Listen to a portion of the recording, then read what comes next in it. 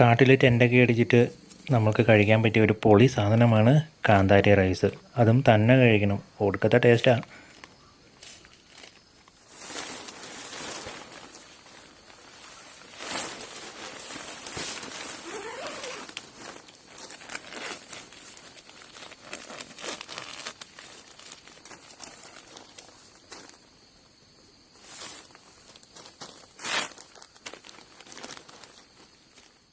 Hi, പുതിയൊരു വീഡിയോയിലേക്ക് എല്ലാവർക്കും ഒരിക്കൽ കൂടി സ്വാഗതം.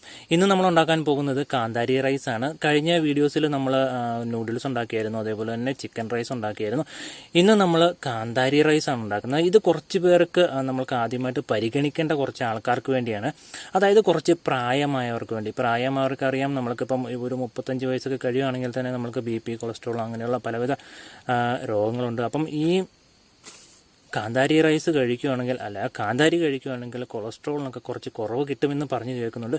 അപ്പം നമ്മൾക്ക് ആ തരത്തിലുള്ള ആൾക്കാർക്ക് വേണ്ടിയാണ് നമ്മൾക്ക് വളരെ സിമ്പിളായിട്ട് കാന്താരി റൈസ് എങ്ങനെ വീട്ടിലുണ്ടാക്കാമെന്ന് നോക്കാം. അതുപോലെ തന്നെ നമ്മൾക്ക് യാത്രകളൊക്കെ പോകുമ്പോൾ, ട്രെയിൻ അല്ലെങ്കിൽ ബസ്സിലൊക്കെ പോകുമ്പോൾ നമ്മൾ ഒരു നേരത്തെ ഫുഡ് കൊണ്ടുപോകാറുണ്ട്. ആ സമയങ്ങളിൽ നമ്മൾക്ക് ഈ കാന്താരി റൈസ് ഉപയോഗിക്കാവുന്നതാണ്. ലെമൺ റൈസൊക്കെ പോലെ കുറച്ചധികം സമയം ഇത് കേടാകാതെ നിൽക്കും. അപ്പം ഞാൻ എൻ്റെ സാധനങ്ങളൊക്കെ പുറത്തോട്ട് അറേഞ്ച് ചെയ്തിട്ട് നമുക്ക് വീഡിയോയിലോട്ട് കിടക്കാം. അതേപോലെ ഒരു കാര്യം നിങ്ങൾ ശ്രദ്ധിക്കുക, ടെൻറ്റിൻ്റെ അകത്ത് നമ്മളൊരു കാരണവശാലും കുക്ക് ചെയ്യാതിരിക്കുക. അപ്പം നമുക്ക് നേരെ വീഡിയോയിലോട്ട് കിടക്കാം.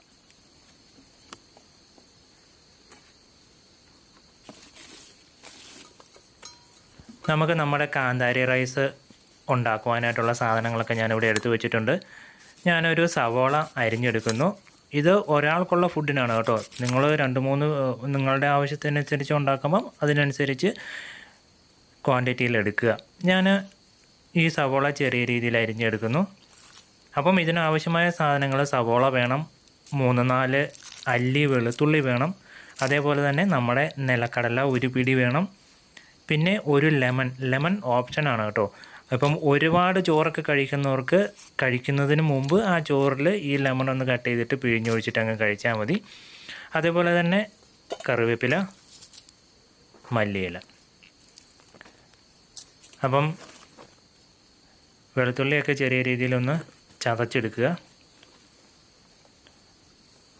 ഇപ്പം ഞാൻ നമ്മളുടെ വേസ്റ്റ് ആയി വന്നിട്ടുള്ള ഇതൊക്കെ പുറത്തോട്ട് കളയുകയാണ് ചെയ്തത്. അപ്പം നിങ്ങളൊരു കാര്യം ചെയ്യുക, നമ്മൾ ഏതൊരു യാത്ര പോവുകയാണെങ്കിലും വേസ്റ്റൊന്നും ചുറ്റുപാടും വലിച്ചെറിയാതിരിക്കുക. എല്ലാം ഭദ്രമായിട്ട് ഒരു കവറിലെടുത്ത് കൊണ്ടുപോയ ശേഷം നമുക്ക് റോഡ് സൈഡിൻ്റെ ആരുടെയും വീടിൻ്റെ മുമ്പിൽ എറിഞ്ഞു കളയാം. അപ്പം നമ്മൾക്ക് ആ പ്രദേശത്തോട് നിങ്ങൾക്ക് ഒരു പ്രശ്നം ഉണ്ടായില്ലെങ്കിലും പിന്നെ ആ വഴി വരുന്നവർക്കായിരിക്കും, അവരെ ചോദ്യം ചെയ്യും, അതേപോലെ പ്രശ്നങ്ങളുണ്ടാക്കും. അത് കാരണം ദയവ് ചെയ്ത് നമ്മൾ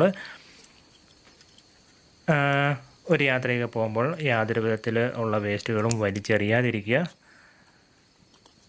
അതുപോലെ തന്നെ റോഡ് സൈഡിൽ അത് ഇടുവാനായിട്ടുള്ള ഡസ്റ്റ്ബിന്നും അതേപോലെ പഞ്ചായത്ത് അതിന് ഓരോ സംഭവങ്ങളൊക്കെ വെച്ചിട്ടുണ്ട് റോഡ് സൈഡിൽ. അപ്പം അതിൽ മാക്സിമം ഇടുക. അതിലിടാൻ പറ്റിയില്ലെങ്കിൽ അതിൻ്റെ തൊട്ടടുത്തെങ്കിലും ഇടുക. അപ്പം വെളുത്തുള്ളിയൊക്കെ ഞാൻ ചതച്ചെടുത്തിട്ടുണ്ട്. ആദ്യം കുറച്ച് എണ്ണ ഒഴിച്ച് കൊടുക്കുന്നു. എണ്ണ ഒരു പ്രശ്നമാണ് കേട്ടോ. നമുക്കിതിന് വേറൊരു പരിപാടി കണ്ടുപിടിക്കണം. അത് ഈ തണുപ്പത്ത് ഉറഞ്ഞു പോയി. അപ്പം ഞാൻ ആദ്യം വെളുത്തുള്ളി ഇട്ടു, അതിനുശേഷം കട്ട് ചെയ്ത് വെച്ച സവോള ഇട്ടു. ഇനി നമുക്ക് കറിവേപ്പില, അതേപോലെ തന്നെ മല്ലിയില, ഇതൊക്കെ ഇട്ട് കൊടുക്കാം. ഇനി നമ്മൾക്ക് ഞാൻ വാങ്ങി വെച്ച നിലക്കടല, ഇത് പച്ച നിലക്കടലയാണ്, വറുത്തതല്ല, പച്ച ഇത് കടകളിലൊക്കെ കിട്ടും. അപ്പം ഇത് ഒരു പിടി, ഒരു 10-15 അതങ്ങ് ഇട്ട് കൊടുക്കുക. നിലക്കടലയൊക്കെ കൊണ്ടുവരുമ്പം വഴിക്കുന്ന തീർന്നു പോകാതെ നോക്കണം. ചിലപ്പോൾ 2-3 പേരൊക്കെ വരുമ്പം കൊണ്ടുവരുന്ന സാധനങ്ങളൊക്കെ പകുതി വഴിക്കുന്ന തീർന്നു പോകും. ഇനി നമ്മൾക്കിതൊന്ന് ഇളക്കി കൊടുത്തതിന് ശേഷം മൂടി വെക്കാം. ഈ ഇളക്കം ഒഴിവാക്കാനായിട്ട് നമ്മൾക്കിത് മൂടി വെച്ചാൽ മതി. മൂടി വെക്കുമ്പോൾ നമ്മൾക്ക് പെട്ടെന്ന് അതൊന്ന് വാടി കിട്ടും. അപ്പം ഞാൻ 2-3 മിനിറ്റ് മൂടി വെച്ചു. ലോ ഫ്ലെയിമിൽ വേണം ഇതൊക്കെ ചെയ്യാൻ വേണ്ടി. ഇനി നമുക്ക് കളറിന് വേണ്ടി കുറച്ച് മഞ്ഞൾപ്പൊടി ചേർത്ത് കൊടുക്കാം. അപ്പം ഇതൊക്കെ നിങ്ങൾക്ക് മഞ്ഞൾപ്പൊടി നമ്മൾക്ക് വളരെ ചെറിയ തോതിലാണ് ഇതിൻ്റെ ആവശ്യം. അത് കാരണം വളരെ ചെറിയ കുപ്പികളിലൊക്കെ എടുക്കുക. ഇത് ചെറിയൊരു ഡബ്ബിയാണ്, അതിനകത്തൊക്കെ ഞാൻ കൊണ്ടുവന്നിരിക്കുന്നതാണ്. ഒരു ചെറിയ ഒരു 3 നുള്ള് അല്ല, ഞാൻ കണ്ടല്ലോ, നിങ്ങൾ കണ്ടല്ലോ, ആ കത്തിയുടെ ഒരു തുമ്പിൽ ഒരു ഇച്ചിരി എടുത്തിട്ടാൽ മതി. നമുക്ക് ചോറിനൊരു നല്ല മഞ്ഞ കളർ വരാൻ വേണ്ടിയാണ്. ഇപ്പം നമ്മളുടെ ഈ സംഭവങ്ങളൊക്കെ ഒന്ന് പകുതി വാടിയിട്ടേ ഉള്ളൂ. അപ്പം ഒന്നും കൂടി ആ മല്ലിപ്പൊടിയല്ല, മഞ്ഞൾപ്പൊടി ഒന്നും കൂടി നല്ല രീതിയിൽ ഇളക്കിയതിന് ശേഷം നമുക്ക് മൂടി വെച്ച് നല്ല രീതിയിലൊന്ന് വഴറ്റിയെടുക്കാം. ഇതാണ് നീലക്കാന്താരി. ഞാനൊരു 3 എടുത്തിട്ടുള്ളൂ. അപ്പം ഈ കാന്താരി പച്ചയ്ക്ക് അതിന് നല്ല എരിവുണ്ടെങ്കിലും വെന്ത് വരുമ്പം എരിവ് കുറയും. അപ്പം ഈ നീലക്കാന്താരിയുടെ ഈ മുളക് കുറച്ച് വലുതും ഇതിന് ഭയങ്കര എരിവുമാണ്. അപ്പം സാധാരണ കാന്താരി ആണെങ്കിൽ നിങ്ങളൊരു 5 or 6 എടുക്കുക. ഞാൻ പൊതുവേ എരിവ് കുറവാണ് കഴിക്കുന്നത്. നിങ്ങൾ നല്ല രീതിയിലൊക്കെ എരിവ് കഴിക്കുന്നവരാണെങ്കിൽ ആദ്യം ഒന്ന് ഉണ്ടാക്കി നോക്കുക. അതിനനുസരിച്ച് നിങ്ങൾ കാന്താരി ആഡ് ചെയ്ത് കൊടുക്കുക.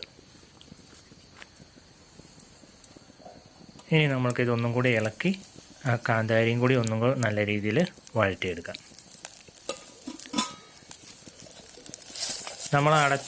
നമ്മൾ ഈ ഇടയ്ക്കിടയ്ക്ക് ഈ തുറന്ന് വെച്ചിട്ട് ഇങ്ങനെ നമ്മൾ ഇളക്കി വഴറ്റുന്നതിനേക്കാളും നല്ലത് ഇത് മൂടി വെച്ച് വഴറ്റുന്നതാണ്. പെട്ടെന്നായി കിട്ടും. അതേപോലെ തന്നെ നമ്മളുടെ ഈ ചെറിയ സ്റ്റൗ ആണല്ലോ, ഇതിൻ്റെ ഗ്യാസ് കുറച്ച് കോസ്റ്റ്ലിയാണ്.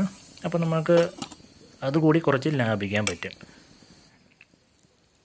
ഇപ്പം അത് ഏകദേശം എല്ലാം നല്ല രീതിയിൽ വഴറ്റി എടുത്തിട്ടുണ്ട്. ഇനി നമ്മൾക്ക് ഈ റൈസ് ആഡ് ചെയ്ത് കൊടുക്കാം. ഞാനിത് എനിക്ക് കഴിക്കാൻ 2 പിടി റൈസാണ് എടുത്തിരിക്കുന്നത്. ഈ റൈസ് ഞാൻ ഇതിനു മുമ്പത്തെ വീഡിയോസുകളിലൊക്കെ പറഞ്ഞിട്ടുണ്ട്. ബിരിയാണി റൈസ് അല്ലെങ്കിൽ നമ്മുടെ നെയ്ച്ചോറിൻ്റെ റൈസ്. ഇവിടെ ഞാൻ ഉപയോഗിച്ചിരിക്കുന്നത് ആന്ധ്ര റൈസ് എന്ന് പറയുന്നതാണ്. കർണാടക അതേപോലെ തന്നെ തമിഴ്നാട്ടിലൊക്കെ കിട്ടുന്ന റൈസാണ്. ഇതിവിടെയും കിട്ടും. കടകളിൽ നിങ്ങൾ ചോദിച്ച് വാങ്ങിച്ചാൽ മതി. അതും അല്ലെങ്കിൽ നിങ്ങൾക്ക് റേഷൻ അരി ഉപയോഗിക്കാവുന്നതാണ്. റേഷൻ അരി ഉപയോഗിക്കുമ്പോൾ നിങ്ങൾക്ക് അത് ഒരു 1/4 ഭാഗം വേവിച്ച് വെള്ളം ഊറ്റിയതിന് ശേഷം വേണം ഈ രീതിയിൽ ഉപയോഗിക്കാൻ വേണ്ടി. ഇനി നമ്മൾക്ക് ഇതിനകത്തോട്ട് വെള്ളം ആഡ് ചെയ്ത് കൊടുക്കാം. നമ്മളുടെ എടുത്ത അരിയുടെ ഡബിൾ വെള്ളമാണ് ചേർക്കേണ്ടത്. അതായത് 1 കപ്പ് അരിക്ക് 2 കപ്പ് വെള്ളം എന്ന രീതിയിൽ. പിന്നെ നിങ്ങൾ 2-3 പ്രാവശ്യം കുക്ക് ചെയ്യുമ്പോഴേക്കും നിങ്ങൾക്ക് മനസ്സിലാവും. നിങ്ങൾക്ക് അളക്കമൊന്നും വേണ്ട. നിങ്ങൾക്ക് ഇത് ചെയ്യുമ്പോൾ തന്നെ നിങ്ങൾക്ക് മനസ്സിലാവും എത്ര വെള്ളം വേണമെന്ന്. ഇപ്പം ഞാനൊന്ന് കാണിച്ചു തരാം. ഇതിൻ്റെ ഒരു മുകളിലത്തെ ലെവൽ വിട്ട് കുറച്ച് പൊങ്ങി നിൽക്കത്തക്ക രീതിയിൽ വെള്ളം ഒഴിക്കുക.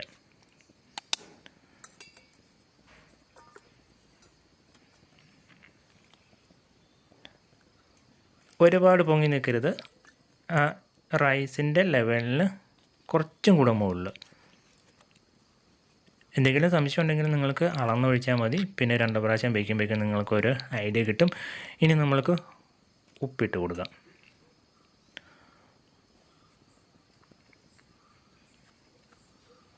ഉപ്പും ഏകദേശം ഒരു 1/4 സ്പൂൺ ഇട്ടാൽ മതി.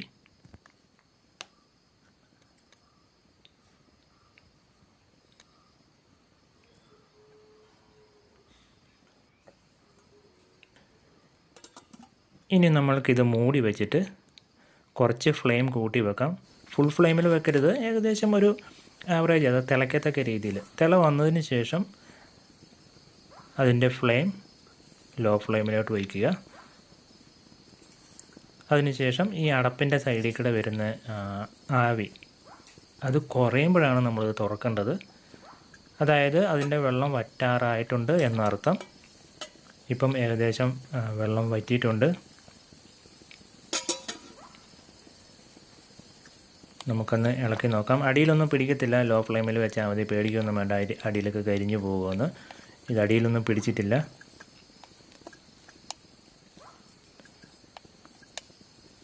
ഇപ്പം നല്ല രീതിയിൽ വന്നിട്ടുണ്ട്. ഇനി കുറച്ചും കൂടി വെള്ളം വറ്റാനുണ്ട്.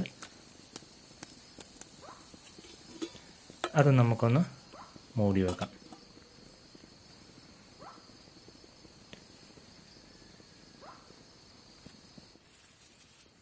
ഇതാണ് എൻ്റെ ആയുധങ്ങൾ. ഇത് വെജിറ്റബിൾസിൻ്റെ തൊലി കളയാനുള്ള കത്തിയാണ്.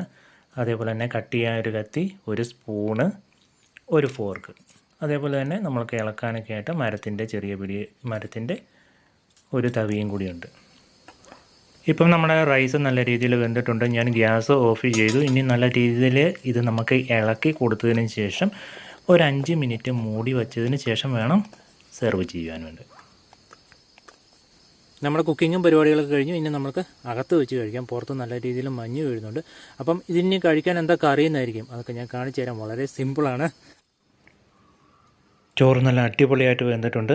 അപ്പം ഇത് നമ്മളൊരു 5 മിനിറ്റ് മൂടി വെച്ചതിന് ശേഷം മാത്രമേ ഇത് ഉപയോഗിക്കാവുള്ളൂ. എന്താണെന്ന് വെച്ചാൽ അങ്ങനെ മൂടി വെക്കുമ്പോഴേക്കും നമ്മളുടെ ചോറ് വെന്ത് നല്ല സോഫ്റ്റായിട്ട് കിട്ടും. അതിനു വേണ്ടിയാണ് നമ്മളൊരു 5 മിനിറ്റോളം മൂടി വയ്ക്കുന്നത്.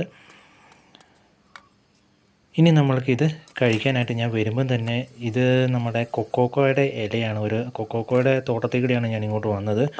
അപ്പം അതിൻ്റെ ഒരു ഇലയും പറിച്ചുകൊണ്ടാണ് വന്നത്. അപ്പം നിങ്ങളൊരു കാര്യം ചെയ്യുക, ഇങ്ങനെ വരുന്ന സ്ഥലങ്ങളിൽ കായൊന്നും പറിച്ചുകൊണ്ട് പോകാതിരിക്കുക. ഒരാൾ പറിക്കും, പിന്നെ 2 ആൾ പറിക്കും. അങ്ങനെ അവർ മിക്കവാറും തോട്ടം മൊത്തം കാലിയാവും. അതുകൊണ്ട് കായൊന്നും എവിടെയും കയറി പറിക്കാതിരിക്കുക. ഇനിയാണ് നമ്മൾക്ക് ഇതിൻ്റെ കൂടെ കഴിക്കാൻ എന്താണെന്നുള്ളതിനെ ഞാൻ കാണിച്ചു തരാം. ഇതിൻ്റെ കൂടെ കഴിക്കാൻ വേണ്ടിയുള്ളത് നമ്മൾക്ക് കടകളിൽ കിട്ടുന്ന മിക്സ്ചർ ഏത് വേണമെങ്കിലും ഉപയോഗിക്കാം, നിങ്ങളുടെ ടേസ്റ്റിനനുസരിച്ച്. ഇതിപ്പം ഞാനിവിടെ ഒരുവിധം എരിവുള്ള മിക്സ്ചറാണിത്. ഇതാണ് ഇതിൻ്റെ കൂടെ കഴിക്കാനുള്ള നല്ല കോമ്പിനേഷൻ, നല്ല ബെസ്റ്റ് സാധനമാണ്. ഇനി നമ്മൾക്കിതൊന്ന് കഴിച്ച് നോക്കാം. സൂപ്പർ. ചോറ് നല്ല അടിപൊളിയായിട്ടുണ്ട്. 1 സ്പൂൺ ചോറ് കഴിക്കുക, അതിനുശേഷം ഒരിച്ചിരി മിച്ചറും കൂടി കഴിക്കുക.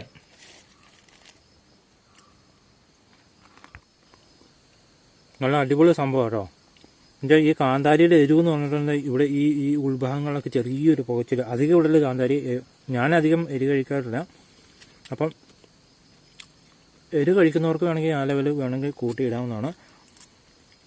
പിന്നെ ഇതിന് കറിയൊന്നും ഉണ്ടാക്കേണ്ട കാര്യമൊന്നുമില്ല കേട്ടോ. ഈ മിക്സറാണ് ഇതിൻ്റെ കറി, നല്ല അടിപൊളി സാധനം.